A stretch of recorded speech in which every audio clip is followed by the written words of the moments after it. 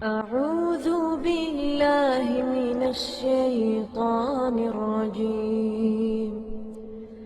بسم الله الرحمن الرحيم. ومن أحسن قولا ممن دعا إلى الله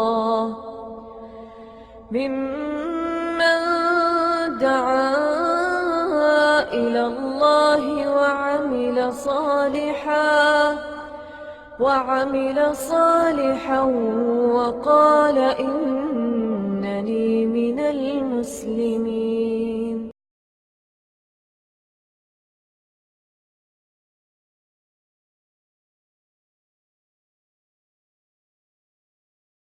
الحمد لله نحمده ونستعينه ونستغفره ونعوذ بالله من شرور أنفسنا ومن سيئات أعمالنا. من يهده الله فلا مضل له ومن يضلل فلا هادي له. وأشهد أن لا إله إلا الله وحده لا شريك له وأشهد أن محمدا عبده ورسوله.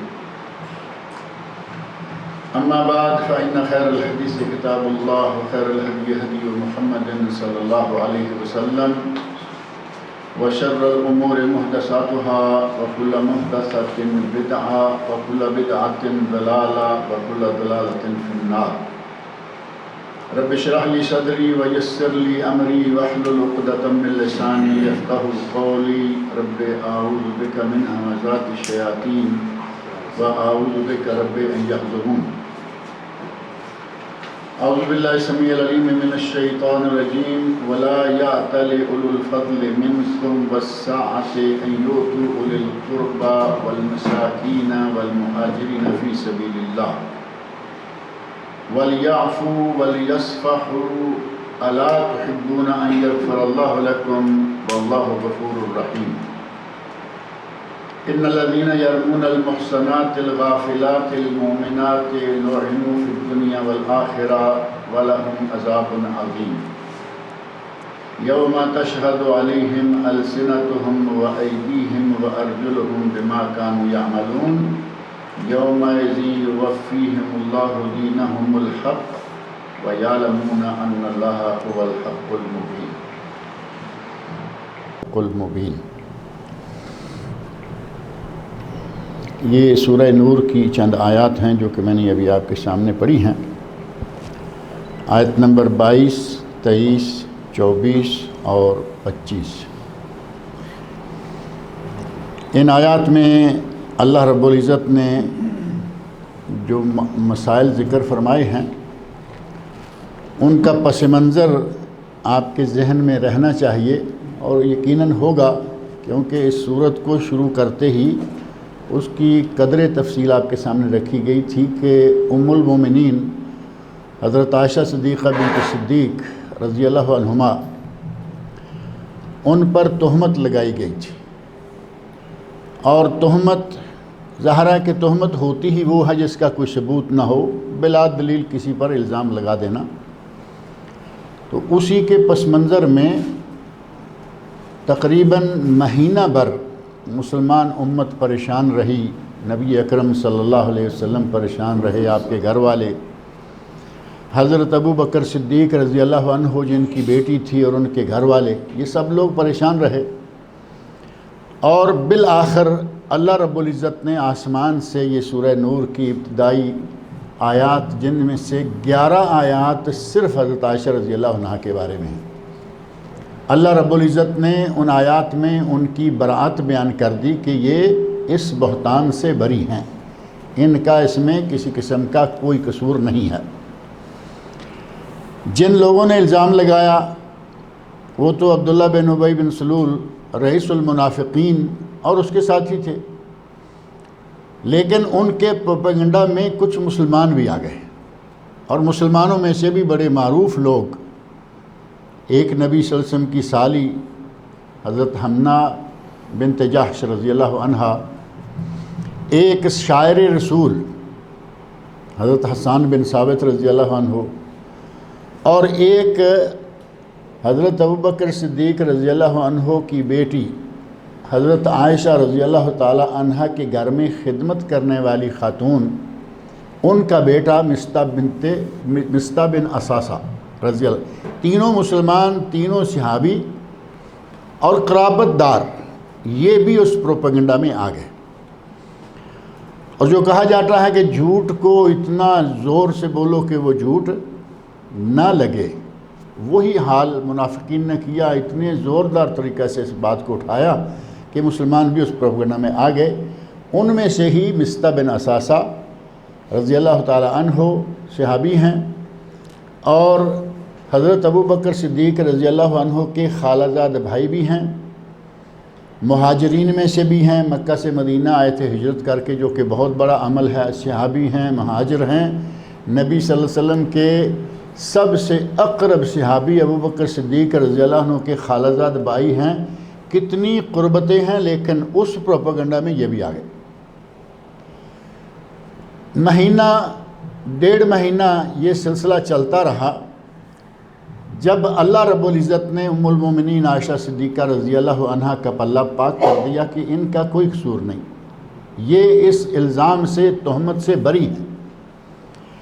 اب ظاہر ہے کہ ابو بکر صدیق رضی اللہ عنہ اپنے اس خالہ زاد بھائی کی مسلسل مدد کیا کرتے تھے، کیونکہ وہ کچھ غریب تھے تو مسلسل ان کا تعاون کیا کرتے تھے۔ والدہ ان کے گھر میں کام کر رہی ہیں، نبی صلی اللہ علیہ وسلم کے گھر میں، حضرت عائشہ رضی اللہ عنہ کے گھر میں، اور یہ ویسے بھی اپنا خالہ زاد کر کے ان کا تعاون کرتے رہے۔ جب یہ بات کھل گئی کہ اس الزام لگانے میں، تہمت باندھنے میں، بہتان لگانے میں مصطح بھی شامل ہے، حضرت ابو بکر صدیق خاموش رہے۔ جب اللہ نے برات بیان کر دی تو ظاہر ہے کہ غصے ہونا بنتا ہے یا نہیں، کہ اللہ نے میری بیٹی کو بری کر دیا اور یہ میرے اپنے ہیں جو منافقین کے ساتھ مل کر میری بیٹی پر الزام لگانے میں شامل رہے۔ حضرت ابو بکر صدیق رضی اللہ عنہ نے قسم کھائی کہ میں آج کے بعد تیرا تعاون نہیں کروں گا۔ ظاہر میں حق بجانب ہے یا نہیں؟ وہ یہ انسانی فطرت ہے۔ اتنی بڑی تہمت، بیٹی پر تہمت، بہتان لگایا گیا، حضرت ابو بکر صدیق کا ناراض ہونا بنتا تھا، یہ انسانی فطرت کے عین مطابق تھا۔ لیکن اللہ رب العزت نے انہیں جو مقام دیا ہوا تھا، مقام صدیقیت، وہ اس سے بہت بالا تھا۔ مقام صدیقیت کا تقاضا یہ نہیں تھا کہ ذاتی بنا پر کسی سے ناراض ہوں، ذاتی بنا پر کسی کا تعاون چھوڑیں۔ اللہ رب العزت نے اس بات کو ان کی صدیقیت کے پیش نظر اچھا نہیں مانا۔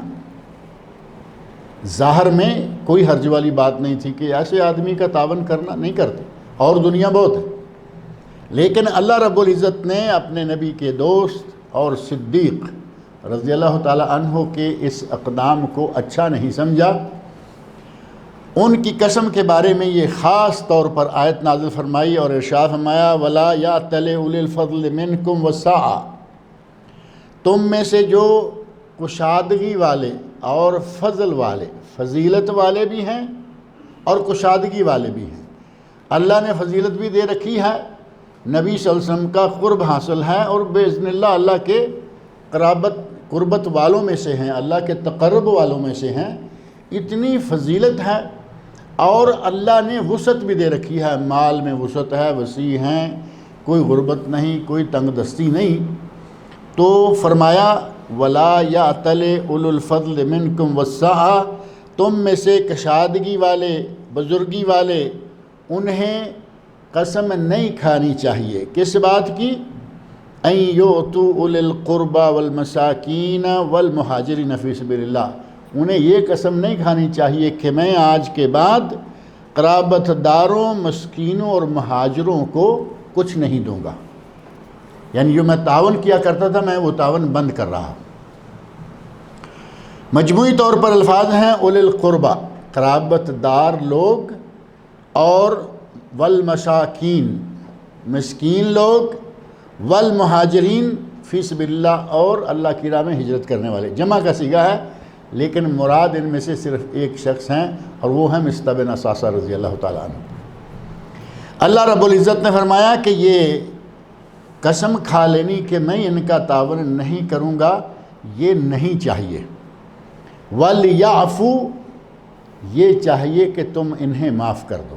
یقیناً ان سے غلطی ہوئی، یقیناً ان کا اقدام سراسر غلط تھا، تمہیں دکھ پہنچنا صحیح تھا، تمہارا اس قسم کی قسم کھا لینا بھی جائز تھا، لیکن تمہیں جو مقام ہم نے دیا ہوا ہے اس مقام کا تقاضا یہ نہیں ہے۔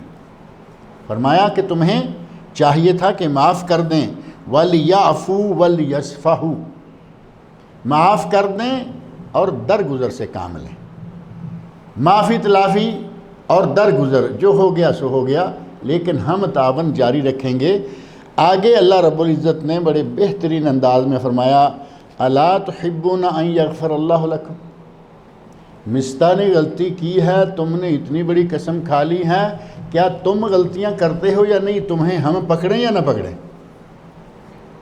اللہ نے کہا کہ میرے حضور میں تم غلطیاں کرتے ہو، تم سے غلطیاں ہوتی ہیں، اگر کسی کی غلطی پہ پکڑنا بنتا ہے، تم نے پکڑ لیا تو میں تمہیں پکڑوں تمہاری کسی غلطی پر، تو پھر کیا ہوگا؟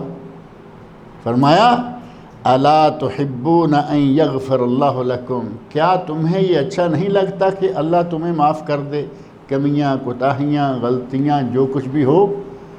واللہ غفور الرحیم، اور اللہ بہت ہی بخشنے والا، رحم کرنے والا ہے۔ جیسے ہی آیت نازل ہوئی، ہمارے آپ کی طرح کا کوئی آدمی ہوتا تو ظاہر ہے کہ کہتا کہ دیکھو جی اس نے اتنا بڑا الزام لگایا تھا، میں تو اس کو قیامت تک معاف نہیں کرنے والا، کچھ بھی ہوتا جائے میں معاف نہیں کرتا۔ حضرت صدیق رضی اللہ عنہ کا نام نہیں ہے، بات مطلق مفتوح ہے، کھلی بات ہے، لیکن انہیں معلوم ہو گیا کہ یہ میرے بارے میں نے جو کیا ہے یہ اسی کے بارے میں بات آئی ہے، میں نے قسم کھائی، اور وہ شخص مہاجر بھی ہے، وہ مسکین بھی ہے، وہ فقیر بھی ہے، اور وہ میرا قرابت دار بھی ہے، یہ آیت میرے بارے میں فوری طور پر کہا، اے اللہ میں چاہتا ہوں کہ تو مجھے معاف کر دے۔ مصطفیٰ کو پیغام بھیجا، کہا مصطفیٰ میں نے تجھے معاف کیا، اور میں آئندہ جو کچھ تمہیں پہلے دیتا رہا ہوں مسلسل دیتا رہوں گا، اور زیادہ بھی دوں گا۔ وہ لوگ اس طرح کے صاحب کردار تھے کہ جب اللہ رب العزت نے، انداز بھی دیکھیں کتنا زبردست، اللہ رب العزت نے بھی بڑے میٹھے دھیمے انداز میں نہیں کہا کہ تم کون ہوتے ہو ایسا کرنے والے، نہیں، فرمایا أَلَا تُحِبُّونَ أَن يَغْفِرَ اللَّهُ لَكُمْ، کیا تمہیں یہ اچھا نہیں لگتا کہ تمہاری غلطیاں اللہ معاف کرے؟ یعنی سمجھایا کہ اس نے غلطی کی ہے، اسے معاف کر دو، اللہ بھی تمہیں معاف کرتا رہتا ہے، کرتا رہے گا۔ بہترین انداز جیسے ہی حضرت صدیق رضی اللہ عنہ تک بات پہنچی، فوری طور پر ہینڈز اپ، کہا کہ نہیں، آج کے بعد مصطفیٰ کا وہ تعاون جاری رہے گا جو کہ میں کیا کرتا ہوں۔ اور مصطفیٰ رضی اللہ تعالی عنہ اس پوری تہمت کے واقعہ میں، طول طویل واقعات کے ضمن میں ایک چھوٹا سا جزیہ یہ بھی ہے کہ حضرت عائشہ صدیقہ رضی اللہ عنہا پر تہمت لگی، کئی دن گزر چکے تھے، حضرت عائشہ کو پتہ ہی نہیں، وہ نارمل زندگی گزار رہی ہیں۔ نبی اکرم صلی اللہ علیہ وسلم کا طرز عمل تھوڑا سا مختلف ہو رہا، لیکن وہ ہوتا ہے کہ گھر میں کبھی کبھی ایسا ہو جاتا ہے، اور یہ پہلے بھی ہوتا رہا، بعد میں ہوتا رہا۔ اور حضرت عائشہ رضی اللہ عنہا سے ایک دن نبی صلی اللہ علیہ وسلم نے پوچھا تھا، عائشہ اگر میں کبھی ناراض ہوں تو تمہیں کیسے پتہ چل جاتا ہے کہ میں ناراض ہوں؟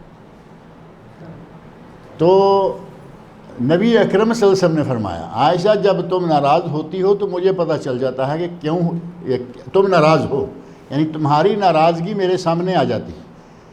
تو کہا یا رسول اللہ کیسے؟ آپ کو کیسے پتہ چل جاتا ہے کہ میں ناراض ہوں؟ کیونکہ ان کا کوئی ہماری طرح اندھا ایمان تو نہیں تھا نا کہ آپ عالم غیب ہیں، آپ جانتے ہیں، ٹھیک ہے، فوراً سوال کیا، کہا کیوں، کیسے، آپ کیسے جان لیتے ہیں کہ میں ناراض ہوں؟ تو نبی صلی اللہ علیہ وسلم نے فرمایا کہ عائشہ جب تم راضی ہوتی ہو، قسم کھانے کا موقع آتا ہے تو کہتی ہو وَبِرَبِّ محمد، وَرَبِّ محمد، مجھے محمد کے رب کی قسم، اور جب تم مجھ پر ناراض ہوتی ہو تو کہتی ہو رب ابراہیم، ابراہیم علیہ السلام کے رب کی قسم ہے۔ مجھے پتہ چل جاتا ہے کہ آج گھر والے ناراض ہیں، اور پھر صلح صفائی جو ہے وہ ہو جاتی ہے۔ حضرت عائشہ رضی اللہ عنہا فرماتی ہیں کہ یا رسول اللہ دیکھیں میں آپ کا صرف نام چھوڑتی ہوں، گھر نہیں چھوڑتی، تعلق نہیں توڑتی، صرف نام لینا چھوڑ دیتی۔ تو اس کا معنی یہ کہ گھر میں اونچی نیچی ہوتی رہتی تھی، نبی کے گھر میں ہوتی تھی، اب ہمارے گھر کیا ہو سکتے ہیں کہ نہ ہونے پائے۔ یہ آگے بھی ہوتا تھا۔ حضرت عائشہ رضی اللہ عنہا محسوس کر رہی ہیں کہ نبی صلی اللہ علیہ وسلم کو تھوڑے سے آپ کا رویہ مختلف ہے، لیکن کوئی توجہ نہیں دی۔ باہر شور ہوا حضرت عائشہ رضی اللہ عنہ کی بات کا، لوگوں کو سب کو پتہ چل چکا، مسلمانوں کو، منافقوں کو، سب کو۔ تو ایک دن حضرت مصطح رضی اللہ عنہ کی والدہ جو نبی صلی اللہ علیہ وسلم کے گھر میں حضرت عائشہ کے پاس خدمت کیا کرتی تھی، کسی وجہ سے چلتے چلتے ان کو ٹھوکر لگی۔ گھر کے اندر کوئی چیز پڑی ہے، کسی پاؤں لگ گیا، ٹھوکر لگی تو ان کی زبان سے نکل گیا تا ایسا مصطح۔ گرتے گرتے میں کوئی کچھ بھی لفظ کیا لیتا ہے، لا حول ولا قوت الا باللہ، بسم اللہ، اعوذ باللہ، کیوں گر گیا؟ ان کے اس وقت زبان پر جو الفاظ آئے وہ تھے تا ایسا مصطح، مصطح برباد ہو گیا۔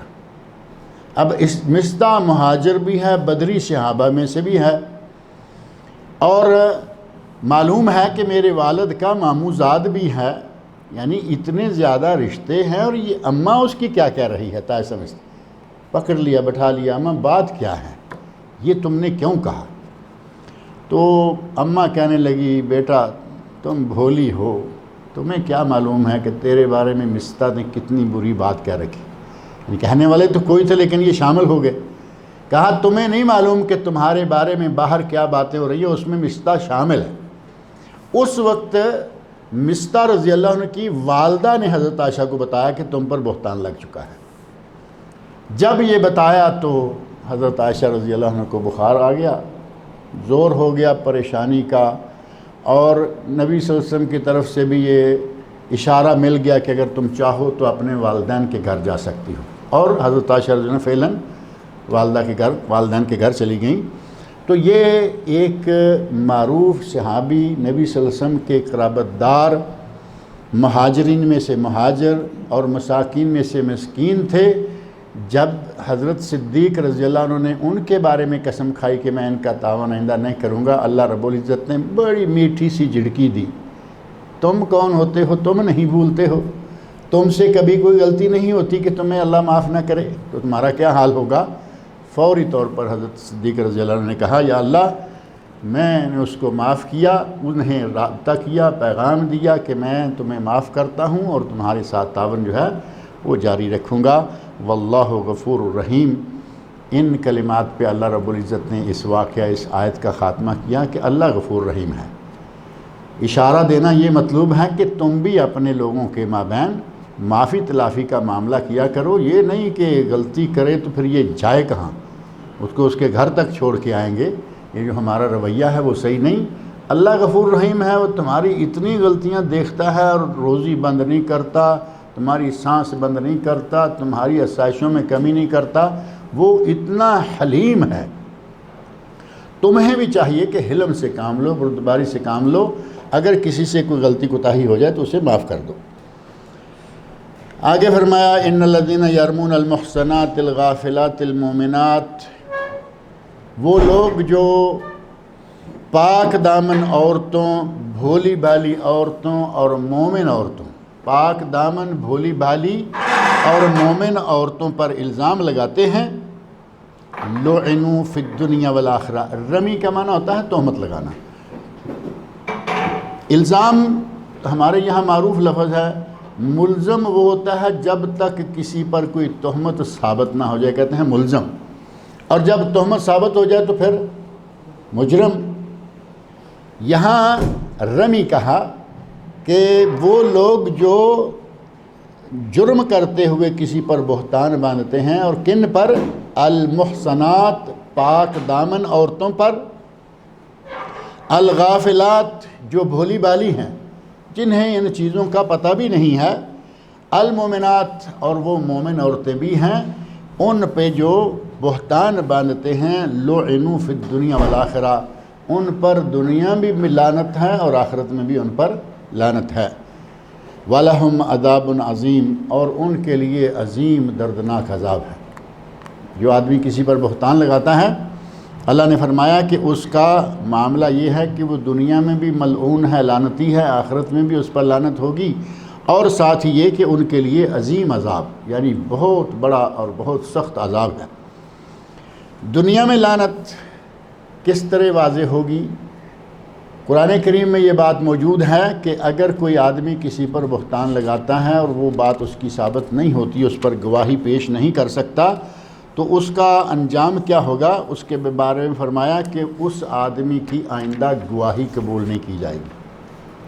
اب کسی اچھے سے اچھے معاملہ میں اس کو لے کے آتے ہیں، نکاح کرنا ہے، اگر کوئی کہے حاجی صاحب آؤ، اس حاجی صاحب کی گواہی نہیں لی جائے گی، کیونکہ یہ کسی پہ بہتان لگانے کے بعد اس الزام میں مجرم ثابت ہو چکا ہے، اس کی گواہی قیامت تک قبول نہیں کی جائے گی۔ اور اسی طرح اس پر یہ الزام قائم رہے گا جب تک کہ وہ اللہ کے یہاں توبہ طائب ہو کر اپنے اس گناہ سے معافی نہ مانگ لے۔ اس کا ذکر جو ہے وہ قرآن کریم میں اللہ رب العزت نے فرمایا ہے کہ ان لوگوں کا انجام دنیا میں یہ ہوگا، لعنت ہو گئی۔ ایک آدمی شریف آدمی ہے، اس کو کہا جائے کہ ان کو بلا لو شہادت کے لیے، دوسرا کہے نہیں ہم ان کی شہادت کے لیے نہیں بناتے، وہ تو پہلے اس طرح کا یہ کام کر چکے ہیں، اور اللہ رب العزت نے ان کی شہادت قبول کرنے سے منع کیا۔ ہم ان کی شہادت نہیں لیں، دنیا میں لعنت آ گئی یا نہیں؟ اور آخرت میں لعنت جو ہے وہ اللہ رب العزت محفوظ فرمائے، وہ اور بھی بڑا خطرناک معاملہ ہے۔ یوم تشہد علیہم السنتہم وَلَهُمْ عذاب عظیم، ان کے لیے عظیم عذاب ہے۔ یہ کس دن ہے؟ یوم تشہد علیہم السنتہم، جس دن کہ ان پر ان کی زبانیں گواہی دیں گی، وَأَيْدِيهِمْ، اور ان کے ہاتھ گواہی دیں گے، وَأَرْجُلُهُمْ، اور ان کے پاؤں گواہی دیں گے، بِمَا كَانُوا يَعْمَلُونَ، جو کچھ کہ وہ کیا کرتے تھے۔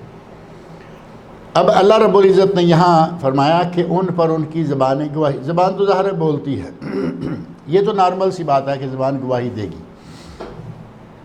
لیکن آگے ہے وَأَيْدِيهِمْ، ان کے ہاتھ بھی گواہی دیں گے کہ ہم نے یہ کام دنیا میں کیا یا ہم سے اس نے یہ کام کروایا۔ وَأَرْجُلُهُمْ، پاؤں گواہی دیں گے کہ ہم پہ چل کر، ہمارے ذریعے چل کر یہ فلاں جگہ گیا اور اس نے یہ کام کیا۔ اس دن اللہ رب العزت کے حکم سے انسان کے سارے اعضاء بولیں گے۔ سورہ یاسین میں اللہ نے فرمایا الیوم نختم علی افواہہم، الیوم نختم علی افواہہم، آج ہم ان کے منہ پر مہر لگا دیں گے۔ اگر کسی کے منہ پر آج کل ٹیپ لگا دیتے ہیں نا، اللہ کی مہر تو بہت طاقتور چیز ہوگی، صرف وہ انسولیشن ٹیپ موٹی سی کسی کے منہ پہ لگا دیں، اسے کہیں بولے، بات ختم ہو گئی، بول چال اس کی ساری بولتی بند۔ اللہ رب العزت کہتے ہیں کہ الیوم نختم علی افواہہم، آج ہم ان کے منہوں پر مہر لگا دیں گے، وَتُكَلِّمُنَا أَيْدِيهِمْ وَتَشْهَدُ أَرْجُلُهُمْ، آج ان کے ہاتھ بولیں گے، ان کے پاؤں بولیں گے۔ اللہ رب العزت نے یہ بات قرآن کریم کے کئی مقامات پر ہمارے کی ہے، اور یہاں بھی فرمایا ہے یوم تشہد علیہم السنتہم وایدیہم، جس دن کے ان کے ہاتھ گواہی دیں گے، ان کے پاؤں گواہی دیں گے، اور کس بات پر؟ بما کانوا یعملون، جو کچھ کہ وہ کیا کرتے تھے۔ یومئذ یوفیہم اللہ دینہم الحق، اس دن اللہ رب العزت، جس دن کہ اللہ رب العزت ان کو یوم الدین، جزا کا دن، مالک یوم الدین کا ترجمہ معروف ہے نا، قیامت کا دن بھی کہا جاتا ہے اور جزا کا دن بھی کہا جاتا ہے، کہ جس دن اللہ بدلہ دے گا۔ اللہ رب العزت یوم الدین یوفیہم اللہ دینہم الحق، جس دن کہ اللہ رب العزت ان کو بدلہ دے گا حق اور عدل کے ساتھ۔ یوفیہم، پورا پورا، کسی کے عمل میں کوئی کمی نہیں کی جائے گی، اور کسی کے معاملے میں اگر اس نے غلطی کی ہے تو اس کو سزا دینے میں زیادتی نہیں کی جائے گی۔ اللہ رب العزت کا یہ عدل ہے کہ نہ زیادتی نہ کمی، جتنا حق اور عدل بنتا ہے اس کے مطابق اس کو جزا دی جائے گی۔ ایک آدمی نے اچھے کام کیے ہیں تو یہ نہیں کہ تھوڑا بہت دے کے اس کو چلا دو، ایک آدمی نے تھوڑا سا برا کام کیا ہے تو یہ نہیں ہوگا کہ اس کے اوپر پورا مدعا ڈال دو، بلکہ فرمایا حق کے ساتھ جزا ہوگی، ان کو بدلہ دیا جائے گا اتنا جتنا کہ ان کا حق اور انصاف مطالبہ کرتا ہے، اللہ انہیں پورا پورا بدلہ حق اور انصاف کے ساتھ دے گا۔ ان اللہ وَيَعْلَمُونَ أَنَّ اللَّهَ هُوَ الْحَقُّ الْمُبِينُ، اور وہ جانتے ہیں کہ اللہ حق ہے اور وہ بالکل ہی واضح ہے، ظاہر ہے، ظاہر کرنے والا ہے، واضح ہے۔ مبین کا معنی واضح کرنے والا، ظاہر کرنے والا۔ بے شک وہ جانتے ہیں کہ اللہ حق ہے، واضح اور ظاہر ہے۔ الخبیثات للخبیثین والخبیثون للخبیثات، قرآن کریم کی سورہ نور کی بڑی مشہور و معروف آیت۔ یہ آیت جس سے کہ اہل علم نے حضرت عائشہ رضی اللہ عنہا کی پاک دامنی پر بھی استدلال کیا ہے کہ یہ بھی بتاتی ہے آیت کہ حضرت عائشہ پاک دامن ہیں۔ اگر حضرت عائشہ رضی اللہ عنہ پاک دامن نہ ہوں تو الزام نبی صلی اللہ علیہ وسلم کی ذات گرامی پر جاتا ہے، کیونکہ اللہ نے فرمایا ہے الخبیثات للخبیثین، خبیث عورتیں خبیث مردوں کے لیے، والخبیثون للخبیثات، اور خبیث مرد خبیث عورتوں کے لیے۔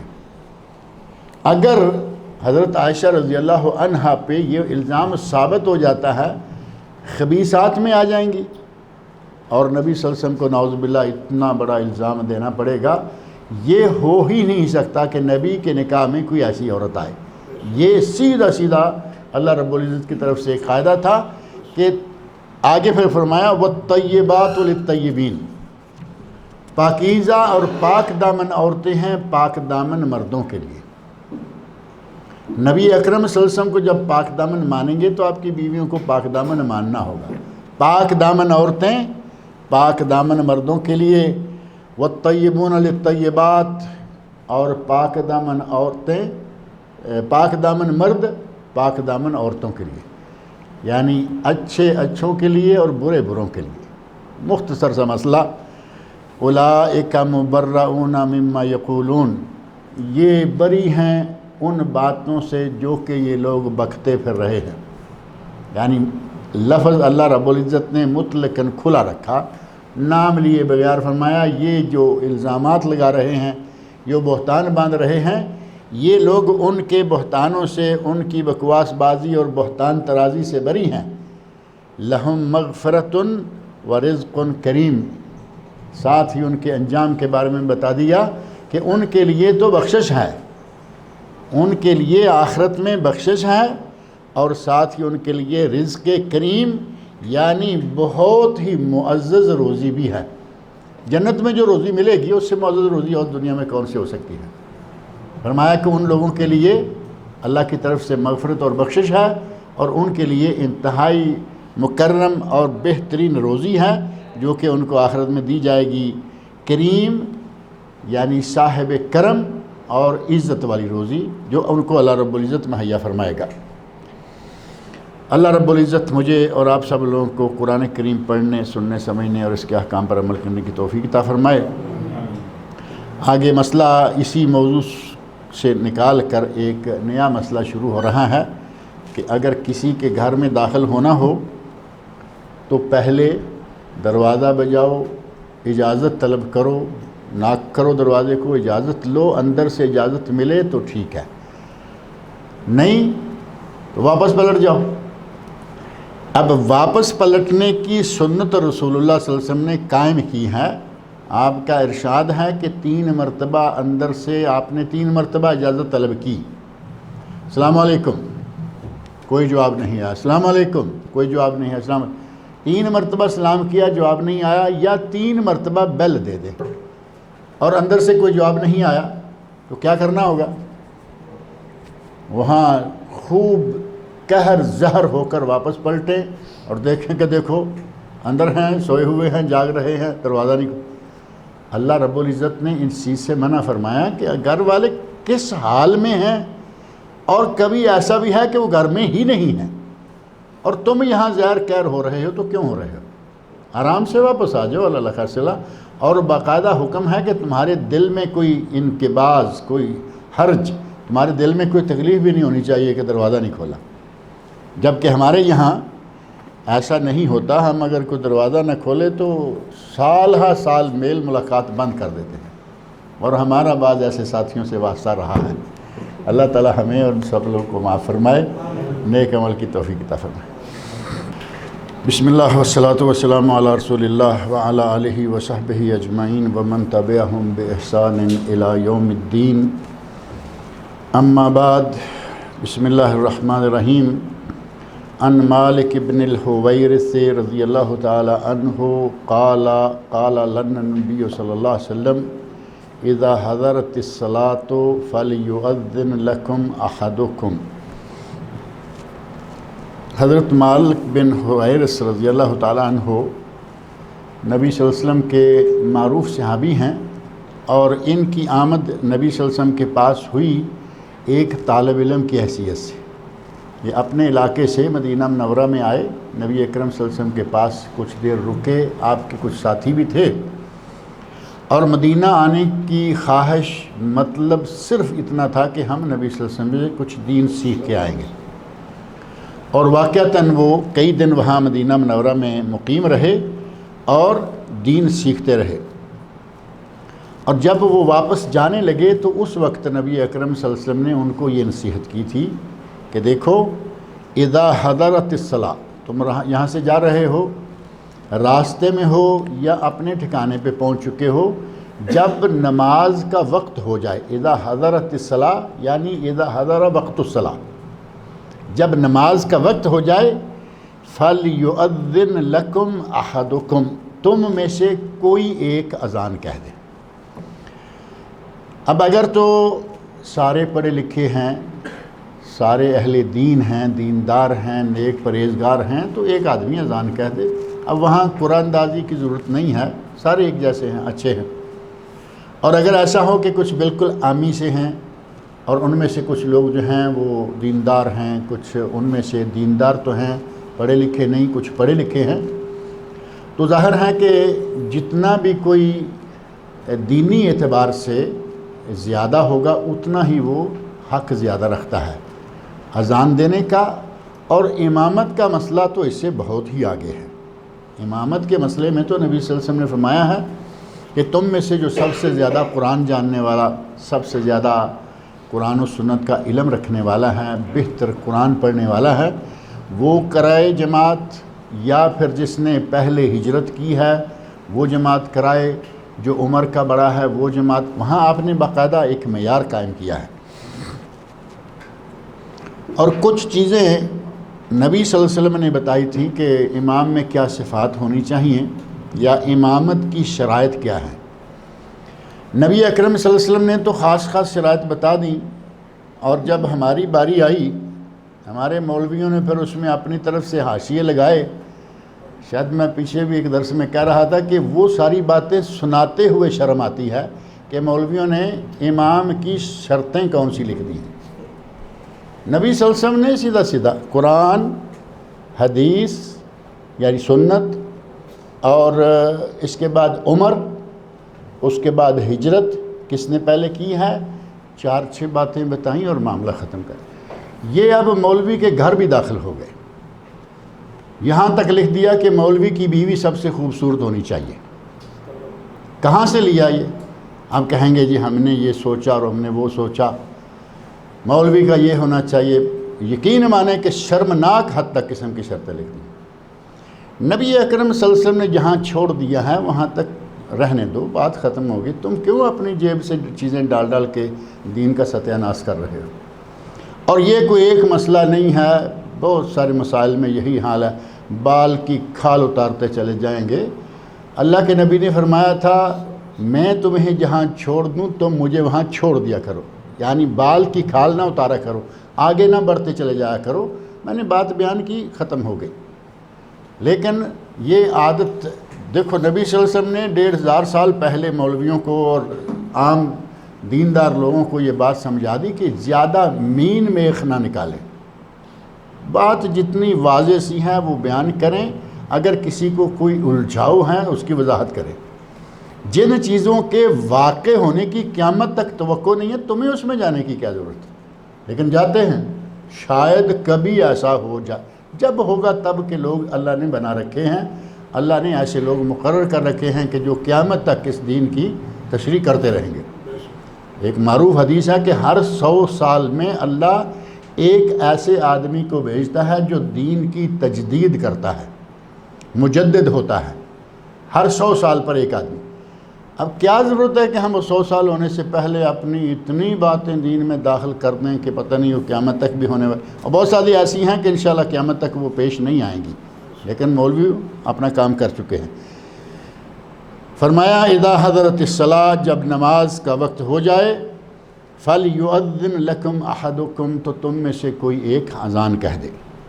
اخرجہ السبع، بخاری، مسلم، سنن اربع یعنی ابو داؤد، ترمذی، نسائی، ابن ماجہ اور مسند امام احمد، حدیث کی ان 7 کتابوں میں یہ حدیث موجود ہے۔ وعن جابر رضی اللہ تعالی عنہ ان رسول اللہ صلی اللہ علیہ وسلم قال لبلال، نبی صلی اللہ علیہ وسلم نے حضرت بلال رضی اللہ عنہ سے مخاطب ہو کر فرمایا، اذا اذنت فترسل، اے بلال جب اذان کہو تو اس وقت آواز کو تھوڑا کھینچ کے لمبا کر کے کہو۔ جیسے عموماً مؤذن کہتے ہیں، یعنی اللہ اکبر اشہد ان لا الہ الا اللہ نہیں، بلکہ اذان کے لیے لمبی آواز، خوبصورت آواز، زوردار آواز ہونی چاہیے۔ وَإِذَا أَقَمْتَ فَاحْضُرْ، اور جب اقامت کہو تو جو جلدی جلدی الفاظ نکلتے ہیں، جیسے میں نے ابھی کہا اللہ اکبر اشہد ان لا الہ الا اللہ اشہد ان محمد رسول اللہ، تو اس پہ تقریباً ساری دنیا میں عمل ہو رہا ہے۔ کہیں کبھی ایک کوئی مؤذن ایسا ملتا ہے کہ وہ اقامت یوں شروع کرتا ہے جیسے اذان کہنے لگا ہے، کہیں بائی چانس، وہ شاید اس مسجد والوں کی نااہلی ہے یا کیا ہے کہ اس کو اپنے مؤذن کو نہیں سمجھا سکے، ورنہ کبھی نہیں آپ دیکھیں گے کہ کسی مسجد میں اذان کی طرح اقامت بھی کہی جاتی ہو۔ نبی صلی اللہ علیہ وسلم کی طرف سے یہ اعلان ہے کہ اذان لمبی کرو اور تکبیر جو ہے یا اقامت ہے اس کو حدر یعنی چھوٹی۔ وَجْعَلْ بَيْنَ أَذَانِكَ وَإِقَامَتِكَ مِقْدَارَ مَا يَفْرُغُ الْآكِلُ مِنْ أَكْلِهِ، اور اذان اور اقامت کے درمیان اتنا انتظار کرو کہ کوئی کھانے والا کھانے سے فارغ ہو جائے۔ مثال کے طور پر عشاء کا وقت جو ہے وہ عموماً کھانے کا وقت بھی ہوتا ہے۔ آج کل تو نہیں رہا، پہلے یہ ہوا کرتا تھا، یا آج کچھ علاقوں میں ہے کہ عشاء تک کھانے سے لوگ فارغ ہو جاتے ہیں۔ اور دیہات کے ماحول میں تو آپ کو معلوم ہے کہ سورج غروب ہونے سے پہلے لوگ کہتے ہیں کہ ذرا روشنی میں کھا لیتے ہیں، یعنی دیا سلائی کے معاملات تھے، روشنی میں دن ہوتے ہی شام کا کھانا کھا لیا، کسی نے مغرب کے بعد کھا لیا، اور عشاء تک تو توقع بھی نہیں رہتی تھی کہ وہ کھانا کھاتا رہا ہوگا۔ عشاء کی نماز پڑھی، لوگ سو جاتے ہیں، فرسٹ کلاس سحری کے وقت، فجر کے وقت اٹھے ہوئے ہوتے ہیں، کام کاج والے لوگ ہوتے ہیں۔ تو اگر عشاء کا وقت ہو، آدمی اذان کہے اور اذان کے بعد فوراً جماعت کھڑی کر لے، اور ایک آدمی کھانا کھا رہا ہے یا لوگ کھانا کھانے جا رہے ہیں، تو ان کو اتنا وقت دے دو کہ وہ کھانے سے فارغ ہو جائے۔ اب کھانا کھانے کے لیے کتنا وقت چاہیے؟ 10-15 منٹ کر لیں، اور عموماً 20 منٹ دیے جاتے ہیں عشاء کے لیے۔ عموماً مساجد میں 20 منٹ ہوتے ہیں، اور بعض مساجد ہیں ان میں 25 منٹ ہوتے ہیں۔ اور یہاں خبر میں ایک مسجد ہے، اس میں آدھا گھنٹہ ہے، فجر کے بعد عشاء کے بعد آدھا گھنٹہ لوگ آرام سے پہنچ جاتے ہیں۔ اور یہاں ہمارے قریب ایک مسجد ہے، ہم اس میں نماز پڑھ کے آتے ہیں، تقریباً یہاں کی ساری مسجدوں کے بعد ان کی اقامت ہوتی ہے، اور ہم اذان کے وقت اسکان سے نکلتے ہیں، یہاں باجماعت الحمدللہ کی نماز پڑھ لیتے ہیں۔ بہرحال 10 منٹ، 15 منٹ، 20 منٹ، اس سے زیادہ تو کھانے پہ لگتے نہیں۔ اب آدمی لگا رہے تو ایک الگ بات ہے کہ یہ کھا رہا ہے، اب یہ شروع کر دیا، 1 گھنٹے کے بعد سویٹ ڈش شروع کر دی، تو وہ وقت نہیں ہے کھانے کا، یہ تو ہے اپنے چسکا لے رہا ہے مزے کا۔ چاہیے یہ کہ آدمی کھانا کھائے اور فارغ ہو جائے۔ فرمایا کہ اتنا وقت چھوڑو اذان و اقامت کے مابین کہ ایک کھانے والا کھانا کھا کے اس سے فارغ ہو جائے۔ اور آج کل جو مروج ہے وہ تقریباً صحیح ہے، ساری نمازوں میں 20 منٹ کے قریب وقت ہوتا ہے، اور ایک مغرب کا وقت ہے جو کم ہوتا ہے، اور وہ بھی یہاں تو اتنا ہوتا ہے کہ آدمی معقول کھانا کھا سکتا ہے، 10 سے 15 منٹ یہاں مغرب کے بھی ہوتے ہیں، معقول طریقے سے آدمی کھا سکتا ہے، چلو دوبارہ جا کے روزے دار روزہ افطار کر کے پوری ایک پلیٹ مندی کی یا کیا کبسہ ہے وہ بھی کھا کے، یا افطار ابھی کل گزرا ہے تو لوگ کھانا کھا کے مغرب کی نماز پڑھ لیتے ہیں۔ تو یہ گنجائش ہے ہمارے علاقوں میں، پاکستان میں خاص طور پر، انڈیا میں مغرب کے لیے کوئی وقت نہیں دیتے، اذان اور اقامت ساتھ ساتھ۔ اور رمضان میں تو پھر بالکل ہی مشکل ہے نا کہ وقت لمبا دیں، وہ تو معلوم ہے کہ لوگوں نے پانی کا گھونٹ یا کھجور کھائی، جماعت کھڑی کرو، گھر میں جا کے کھانا کھائیں گے۔ اور ایسا میں نے اپنی آنکھوں سے دیکھا ہے کہ چھت پہ جو مسجد کی ٹوٹیاں ہوتی ہیں، وہاں ظاہر ہے کہ تھوڑے ہٹ کے ہیں، اس کے اوپر بھی چھت ہے، وہاں اذان کہی گئی، اذان سے فارغ ہو کے مؤذن نے کہا فلاں اقامت کہہ دو۔ اب اسے معلوم ہے کہ مجھے اترنے میں 1 منٹ 2 لگیں گے، چھت سے اترنے میں، نیچے سے آرڈر دے دیا کہ تم اقامت کہہ دو، بھائی بشیر، بھائی ریاض، فلاں فلاں اذان کہہ دو، اقامت کہہ دو۔ تو یہ بہت زیادتی ہے، نبی صلی اللہ علیہ وسلم نے بھی تھوڑا سا وقت دیا ہے، اور آپ کے زمانے میں لوگ مغرب کے بعد 2 رکعتیں تو کم از کم پڑھا کرتے تھے، اور صحابہ کرام کی 2 رکعتیں ہماری طرح کی ہوتی نہیں تھیں کہ وہ 1.5 منٹ میں یا آدھے منٹ میں 2 رکعتیں ہو جائیں، آرام سے پڑھنے والے لوگ تھے، اور اتنی کثرت کے ساتھ وہ لوگ یہ 2 رکعتیں پڑھتے تھے کہ باہر سے آنے والا سمجھتا کہ شاید جماعت ہو گئی ہے اور اب یہ بعد والی سنتے پڑھ رہے ہیں۔ ہمارے تو معلوم ہے نا، مولوی حضرات وقت ہی نہیں دیتے، وہ جب چھت سے آوازیں دے رہا ہے کہ اقامت کہو، وہاں 2 رکعتیں کہاں کوئی پڑھ پائے گا۔ یہ مغرب کے وقت بھی تھوڑا سا چانس دینا چاہیے کہ اگر کوئی 2 رکعتیں پڑھ لے تو اچھا ہے۔ اور ترمذی کی ہی حدیث ہے جو کہ یہ حضرت جابر رضی اللہ عنہ سے مروی ہے، اور دوسری روایت حضرت ابو ہریرہ رضی اللہ عنہ سے مروی ہے، اس میں ایک ٹکڑا ہے لا یؤذن الا متوضئ، کوئی آدمی اذان نہ کہے جب تک کہ وہ باوضو نہ ہو، یعنی اذان کہنے کے لیے باوضو ہونا شرط نہیں ہے لیکن افضل ہے۔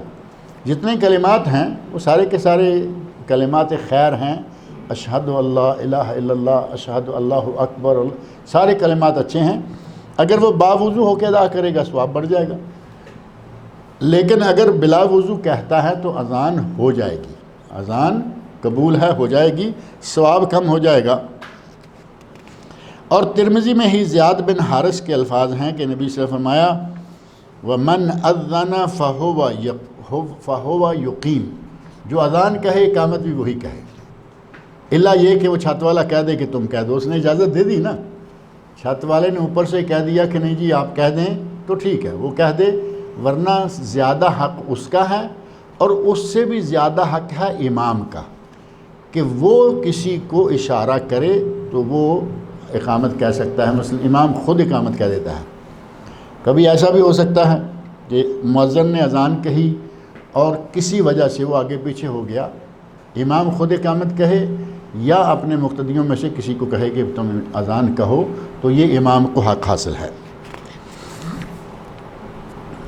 اور ابو داود میں حضرت عبداللہ بن زید رضی اللہ عنہ سے مروی ہے انہ قال، انہوں نے کہا انا رأیتہ یعنی الاذان، عبداللہ بن زید جنہوں نے اذان خواب میں دیکھی تھی، وہ کہتے ہیں کہ یہ اذان تو میں نے دیکھی تھی، وَأَنَا كُنْتُ أُرِيدُهُ، اور میں ہی اذان بھی کہنا چاہتا ہوں، اذان تو میں نے دیکھی تھی اور میں اذان کہنا بھی چاہتا ہوں، لیکن وہاں بلال رضی اللہ عنہ کی آواز بہت زیادہ تھی، آواز بہت زیادہ بھی تھی، اچھی بھی تھی، دیکھی انہوں نے، لیکن نبی صلی اللہ علیہ وسلم نے حضرت بلال رضی اللہ عنہ کو کہا کہ ان کو سکھلا دو، یعنی تمہارا پھر استاد کی حیثیت سے اجر قائم رہے گا، بلال کو سکھلا دو، اذان یہ کہیں گے اور تم اقامت کہہ دینا۔ یہاں وہی فرمایا، جب انہوں نے کہا کہ میں نے اذان دیکھی اور میں ہی اذان کہنا چاہتا ہوں، تو آپ نے فرمایا فَأَقِمْ أَنْتَ، تم اقامت کہہ لو، کیونکہ اقامت میں آواز کی ضرورت نہیں ہوتی، آواز اگر اسپیکر میں کہنی ہے یا ویسے ہی چھت پہ کھڑے ہو کر اونچی جگہ پہ کھڑے ہو کر کہنی ہے تو ظاہر ہے کہ کسی کی اچھی آواز ہوگی، لمبی بھی ہوگی، بلند بھی ہوگی، اور خوش الہانی بھی اس میں ہوگی، جو نغمگی ہے، اگر وہ ہے تو وہ زیادہ انسب، زیادہ مناسب ہے، لہذا فرمایا کہ تم اقامت کیا لیا کرو۔ اب یہ ٹکڑے چھوٹے چھوٹے کئی حدیثوں کے کئی صحابہ کی طرف سے ہیں، اور ان ٹکڑوں کو الگ الگ کہا گیا کہ ان کی سند صحیح نہیں ہے، ان میں ضعف ہے، لیکن ایک ٹکڑے کی تائید دوسری باتیں کرتی ہیں، دوسرے ٹکڑے کی تائید تیسری باتیں کرتی ہیں۔ مجموعی طور پر یہ مسائل جو ہیں، یہ مسائل سارے ثابت ہیں۔ وعن ابی ہریرہ رضی اللہ تعالی عنہ قال رسول اللہ صلی اللہ علیہ وسلم المؤذن املک بالاذان والامام املک بالاقامہ۔ مؤذن اذان کہنے کا زیادہ حق رکھتا ہے، املک زیادہ مالک ہے مؤذن، اور زیادہ مالک یا زیادہ حق رکھتا ہے کہ کیا معنی کہ جب مؤذن موجود ہے تو اذان وہی کہے۔ ہمارے بعض دفعہ ہوتا ہے کہ مجھے شوق چڑھا ہوا ہے، میں آج پہلے آ گیا ذرا مسجد میں، تو کہا کہ بھائی میں اذان بھی میں کہوں گا۔ اب اگر مؤذن اجازت دے تو کہیں، ایسے نہیں کہ اسپیکر کھلا اور آپ اذان شروع کر دیں، کیونکہ یہ ذمہ داری مؤذن کی ہے، اور مؤذن نے اپنی ذمہ داری کو بأحسن طریق انجام دینا شروع کر رکھا ہے۔ یہ نہیں کہ جب چاہے وہ آتا ہے، جب چاہے اذان کہتا ہے، جب چاہے غائب ہو جاتا ہے، پابندی سے وہ اذان دیتا ہے، لوگوں کے لیے نمازوں کے اوقات کا تحفظ کرتا ہے۔ تو یہ ایک ذمہ داری ہے نا، یہ نہیں ہے کہ کسی نماز میں 15 منٹ پہ آ گیا، کسی نماز پہ 20-25 پہ آ گیا، بلکہ وہ پابندی سے بر وقت اذان کہتا ہے، اور یہ نہیں کہ ایک دن 2 اذانیں کہیں، ایک دن 3 کہیں، ایک دن غائب ہو گیا، چوتھے دن آ کے پھر 5 کہیں، بلکہ وہ نمازوں کے لیے اذان کی پابندی کرتا، لوگوں کے لیے نمازوں کے اوقات کا تحفظ کرتا ہے، لہٰذا وہ زیادہ مستحق ہے کہ وہ اذان کہے۔ لیکن اگر کوئی اجازت دیتا ہے تو پھر کوئی حرج نہیں ہے۔ والامام املک بالاقامہ، اور امام جو ہے وہ اقامت کہنے کا حق زیادہ رکھتا ہے، وہ خود کہے، کسی سے کہلوائے، یا مؤذن کو ہی اقامت کے لیے چھوڑ دے۔ اس حدیث کی سند کے بارے میں بھی کہا گیا کہ اس کی سند اپنی جو ہے وہ نبی صلی اللہ علیہ وسلم تک جو الفاظ پہنچتے ہیں وہ سند ضعیف ہیں، لیکن ساتھ ہی حافظ ابن عسقلانی رحمۃ اللہ نے لکھا وَلِلْبَيْهَقِي نَحْوَهُ عن علی رضی اللہ تعالی عنہ من قولہ، حضرت علی رضی اللہ تعالی عنہ سے موقوفاً یہی الفاظ وارد ہیں، اور ان کی سند کو صحیح کہا گیا۔ تو حضرت علی رضی اللہ عنہ کو اپنی جیب سے تو تھوڑا کہیں گے، یہ وہ باتیں ہیں جو وہ نبی صلی اللہ علیہ وسلم سے سنے بغیر نہیں کہہ سکتا، لہٰذا ایسی موقوف روایات کو جو صحابی تک پہنچتی ہیں لیکن ان کا تعلق عقل سے نہیں ہے، فکر سے نہیں، بلکہ وحی سے ہے، ان چیزوں کو مرفوع مانا جاتا ہے کہ یہ نبی صلی اللہ علیہ وسلم کی طرف سے ہی یقیناً ہوں گے۔ تو جب حضرت علی رضی اللہ عنہ کی موقوف روایت جو ہے وہ صحیح سند سے ثابت ہے، تو اس کا مطلب یہ ہوا کہ یہ مسئلہ ثابت ہے، مسئلہ ثابت ہے گرچہ روایت کی سند صحیح ہے۔ وعن انس بن مالک رضی اللہ تعالی عنہ قال رسول اللہ صلی اللہ علیہ وسلم لا يرد الدعاء بین الاذان والاقامہ۔ یہ صحیح ابن خزیمہ میں اور سنن اربع یا سیاستہ کی کتاب سنن نسائی میں حدیث موجود ہے، اور اس کی سند کو صحیح قرار دیا گیا ہے، اور اسی طرح یہ کتاب عمل یوم واللیلہ میں بھی کتاب موجود ہے، صحیح ابن حبان، صحیح ابن خزیمہ، دونوں صحیح کتابیں، اور سنن نسائی اور عمل الیوم واللیلہ یہ امام نسائی کی بھی ہے، اور بعض دیگر بھی عمل الیوم واللیلہ ہیں۔ تو ان سب کتب میں یہ حدیث موجود ہے اور سند کے اعتبار سے بھی صحیح ہے۔ اس میں کہا گیا ہے کہ نبی صلی اللہ علیہ وسلم نے ارشاد فرمایا لا يرد الدعاء بین الاذان والاقامہ، اذان اور اقامت کے درمیان جو 5، 10، 15، 20، 25، 30 منٹ ہیں، اب ظاہر ہے کہ یہ تو اپنے محلے کے امام پر منحصر ہے نا، یا محلے کے لوگوں پر کہ انہوں نے کتنا وقت رکھا ہوا ہے، 5 منٹ ہیں یا 30 منٹ ہیں، اذان اور اقامت کے درمیان جو وقت ہے اس میں نبی صلی اللہ علیہ وسلم ارشاد فرماتے ہیں کہ کوئی دعا مانگے تو اس کی دعا رد نہیں کی جاتی، یعنی دعا کی قبولیت کا وقت ہے، لہذا لوگوں کو دعا کرنے کا موقع دینا چاہیے، یہ نہیں کہ بس میں نے اذان کہی تم اقامت کہہ دو، دعا کی جگہ ہی نہ بچے۔ نبی سے فرماتے ہیں کہ جن اوقات میں دعائیں قبول ہوتی ہیں ان اوقات میں سے ایک یہ وقت بھی ہے بین الاذان والاقامہ، اذان اور اقامت کے درمیان۔ اس باب کی حدیث ایک اب باقی ہے، یہ میرا خیال پڑھ ہی لیتے ہیں۔ آگے پھر شروط الصلاۃ، نماز کی شرطیں کیا ہیں، یعنی جن کے بغیر نماز نہیں ہوتی ان کی تفصیل شروع ہو جائے گی، نماز کے مسائل شروع ہو جائیں گے۔ یہ تھے اذان اور اس سے پہلے وضو اور تیمم وغیرہ کے مسائل تھے۔ حضرت جابر رضی اللہ تعالیٰ عنہ بیان فرماتے ہیں کہ نبی اکرم صلی اللہ علیہ وسلم نے ارشاد فرمایا، من قال حین یسمع النداء، جس نے اذان سن کر یہ دعا مانگی، یعنی ندا کا معنی آواز تو معروف ہے نا، ندا، اور ندا اذان کو بھی کہا گیا اور وہ بھی آواز ہوتی ہے۔ جو آدمی آواز سن کر یہ کلمات، یہ دعا کہے، اللہم رب ہذہ الدعوۃ التامہ، اے اس دعوت تامہ کے رب، اے میرے اللہ، والصلاۃ القائمہ، اور اس قائم ہونے والی نماز کے رب، یعنی نماز کے رب، اس دعوت قائمہ کے رب، آتے محمدن الوسیلۃ والفضیلہ، محمد صلی اللہ علیہ وسلم ہمارے نبی کو مقام محمود، وسیلہ والفضیلہ، مقام محمود عطا فرما، فضیلت عطا فرما، وسیلہ عطا فرما، وابعثہ مقاما محمودا، اور وہ مقام محمود عطا فرما، الذی وعدتہ، جس کا تم نے وعدہ کر رکھا ہے۔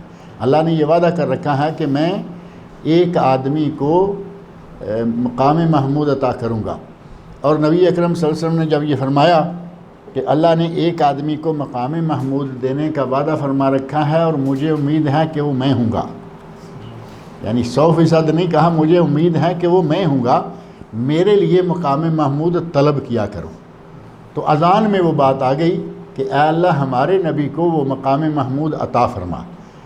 اب نبی کے لیے ہم دعا مانگ رہے ہیں اللہ سے، اور اس کا اجر کتنا ہے؟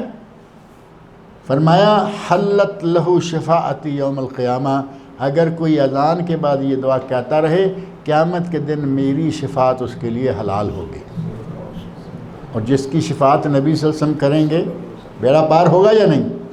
اس کا انشاءاللہ بیڑا پار ہو جائے گا۔ اللہ تعالیٰ مجھے اور آپ سب لوگوں کو نبی صلی اللہ علیہ وسلم کے ارشادات پڑھنے، سننے، سمجھنے اور ان پر عمل کرنے کی توفیق عطا فرمائے۔ نماز کے مسائل انشاءاللہ اگلے درس سے شروع ہو جائیں گے۔ کسی کے پاس اگر کوئی سوال ہے درس سے متعلقہ تو وہ آپ پوچھ سکتا ہے۔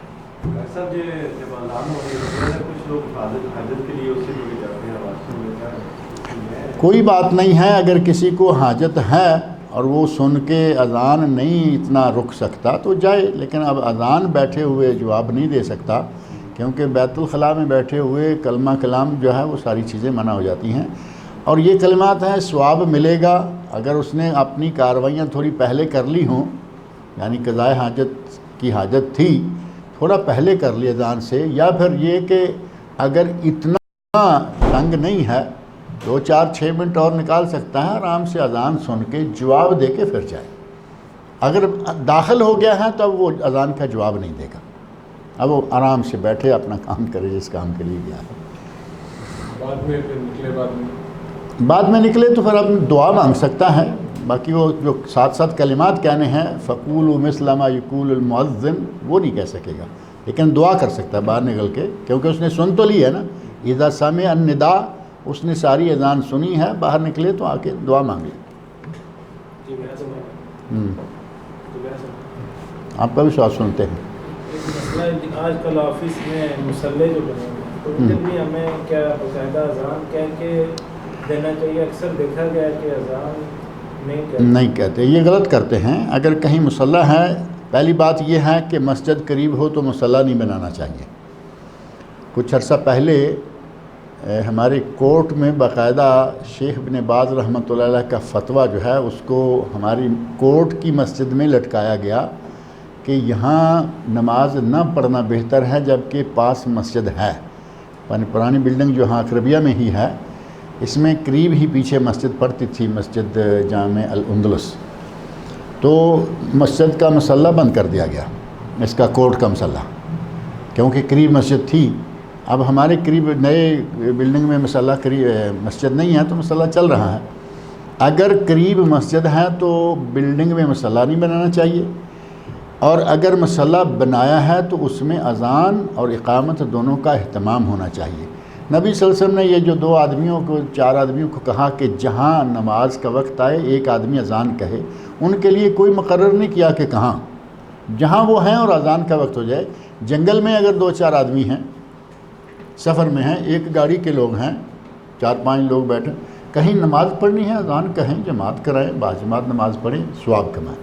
لیکن ایک آج کل جو گھڑیاں بھی آفس میں لگی ہیں وہ بھی اذان پوری ہوتی ہیں، تو وہ کیا؟ وہ گھڑی کی اذان پہ یا ٹیلی ویژن کی اذان پہ اگر کفایت کی جائے تو پھر ساری دنیا میں حرم کے ساتھ جماعت کے ساتھ نماز بھی پڑھی جا سکتی ہے۔ حرم کی جماعت ہوتی ہے تقریباً آدھی دنیا میں، وقت تقریباً وہ ہوتا ہے 5-10 منٹ آگے پیچھے کے فرق کے ساتھ، تو وہ ایک مشینی انداز ہے۔ آپ کو اس نے اطلاع دے دی گھڑی نے کہ اذان ہو گئی ہے، آپ اپنی نماز پڑھنے کے لیے اذان کہیں اور اقامت کہیں۔ جی میرا سوال یہ ہے کہ اقامت کے تعلق سے ہے، ہمارے یہاں انڈیا اور پاکستان میں جو ہے اقامت جو ہے ڈفرینٹ، اور یہاں پہ سعودیہ میں الگ ہے۔ یہاں یہ بات میں واضح کر دیتا ہوں، مجھے سمجھ آ گئی آپ کے سوال کی، کہ پاکستان انڈیا میں جب اقامت کہتے ہیں تو وہ جیسے اذان ہوتی ہے ویسے ہی اقامت ہوتی ہے، ڈبل اذان، ڈبل اقامت اور قد قامت الصلاۃ کے 2 الفاظ کا اضافہ ہوتا ہے بس۔ جبکہ صحیح احادیث میں یہ آیا ہے کہ اذان ڈبل ہوگی اور اقامت اکہری ہوگی۔ وہ مسائل ہمارے چونکہ گزر چکے ہیں، اس کتاب میں وہ چیزیں موجود ہیں ساری۔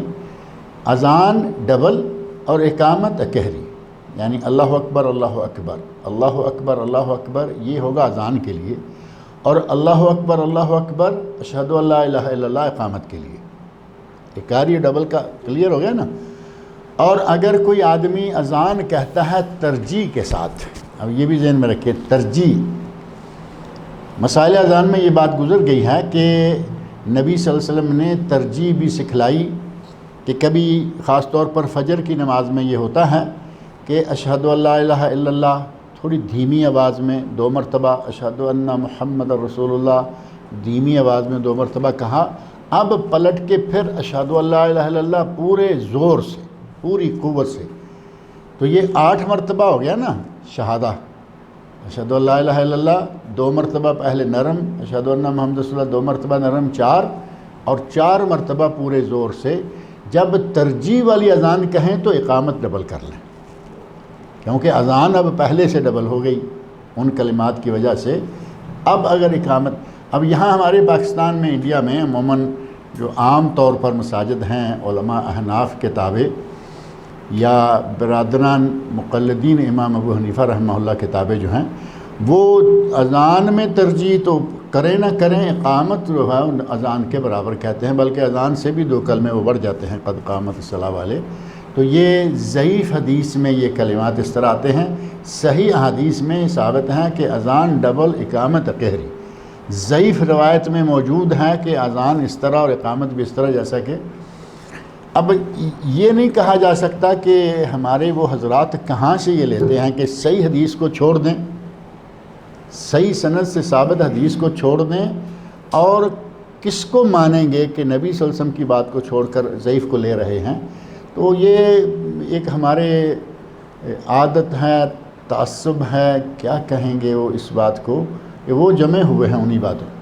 صحیح حدیث بخاری مسلم کی پیش کرو، کوئی اثر نہیں ہوگا، نہیں جی ہمارے امام نے یہ کہا ہے ہم یہی، اور امام نے کہا یا نہیں کہا یہ کبھی کوئی ثابت نہیں کر سکتا۔ امام صاحب رحمۃ اللہ علیہ کی اپنی جو کتاب ہے، جس کو کہا جا سکتا ہے کہ امام صاحب کی کتاب ہے الفقہ الاکبر، وہ ابھی کل شاید لقمان مجھے بتا رہا تھا کہ وہ تو 13-14 صفحوں میں ہے۔ میں نے کہا اصل تو وہ اتنی ہے۔ الفقہ الاکبر امام صاحب کے نام سے ایک کتاب موسوم ہے، اور وہ 13, 14, 15, 20, 50 صفحے کی کل کتاب ہے، اس میں یہ چیزیں تفصیل کے ساتھ ہے ہی نہیں۔ اب اس پہ حاشیہ چڑھاتے آج کل وہ جیسے یہ نیچے والی کتاب ہے نا، اس سائز کی کر دی گئی ہے، ایک ایک لفظ پہ پورا مضمون لکھا گیا، تفصیل کی گئی۔ اب وہ کتاب لگتا ہے کہ اب امام صاحب کے شایان شان کتاب ہو گئی ہے، ورنہ 13-20 صفحے جو ہیں وہ تو کتاب نہیں لگتی نا، نام ہے الفقہ الاکبر۔ اب امام صاحب رحمۃ اللہ علیہ سے یہ چیزیں سند کے ساتھ ثابت ہیں یا نہیں، جو عالم جو مولوی جو کہتا ہے وہ امام ابو حنیفہ رحمۃ اللہ کی طرف منسوب کر دیتا ہے، امام صاحب تک سند کے ساتھ وہ جائے گی، ایسی سند کوئی ثابت نہیں ہے۔ لہذا وہ کس چیز کو لیتے ہیں، عموماً یہی ہوتا ہے کہ استاد شاگرد سے اور شاگرد اگلے شاگرد سے وہ سلسلہ ان کا چلتا آ رہا ہے۔ صحیح حدیث جب بخاری مسلم کی آ جائے، اس کے بعد ایک ضعیف حدیث پیش کر کے آدمی کہے کہ نہیں ہمارا عمل اس پر ہے، اور عمل بھی اس پر اس لیے ہے کہ ہمارے امام نے ایسا کہا۔ امام صاحب رحمۃ اللہ علیہ بری ہو چکے ہیں، انہوں نے کہا اذا صح الحدیث فہو مذہبی، اگر کوئی صحیح حدیث آ جائے تو میرا مذہب وہ مانو، یعنی میری اگر کوئی بات کسی کو پہنچی بھی ہے اس حدیث کے خلاف، میری بات چھوڑو، وہ لے لو، نہیں لیتے لوگ۔ اللہ تعالیٰ نیک عمل کی توفیق عطا فرمائے۔